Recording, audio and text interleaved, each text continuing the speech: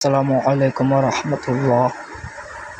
প্রিয় বন্ধুরা, আমাদের যারা ঘুম অনেক বেশি, যারা ঘুমালে সকালে সজাগ পাই না, নামাজ মিস হয়ে যায় অথবা সঠিক মতো উঠতে পারি না, তারা যদি নিয়মিত এই দোয়াটি পড়ে, ইন্নাল্লাহা ওয়া মালাইকাতাহু ইউসাল্লুনা আলান নবী ইয়া আইয়ুহাল্লাযীনা আমানু সাল্লু আলাইহি ওয়া সাল্লিমু তাসলিমা। তো আশা করা যায় আমাদের ঘুম অনেক কমে যাবে এবং আমরা সময় মতো উঠতে পারবো। আরেকটা বিষয় এখানে আছে, ঘুম থেকে যথাসময়ে ওঠার তদবির।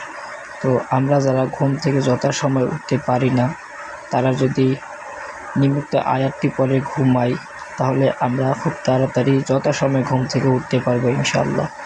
আয়াতটি হলো সূরা বাকারার আয়াত নম্বর 125।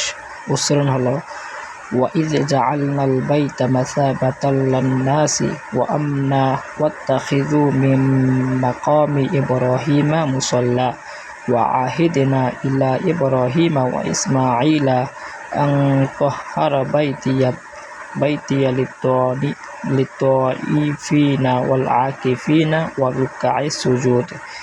তো আশা করি আপনারা এই ভিডিওটা দেখে উপকৃত হবেন এবং অন্যকে উপকৃত করতে ভিডিওটা শেয়ার করবেন এবং চ্যানেলটি সাবস্ক্রাইব ও ফলো করবেন। আসসালামু আলাইকুম।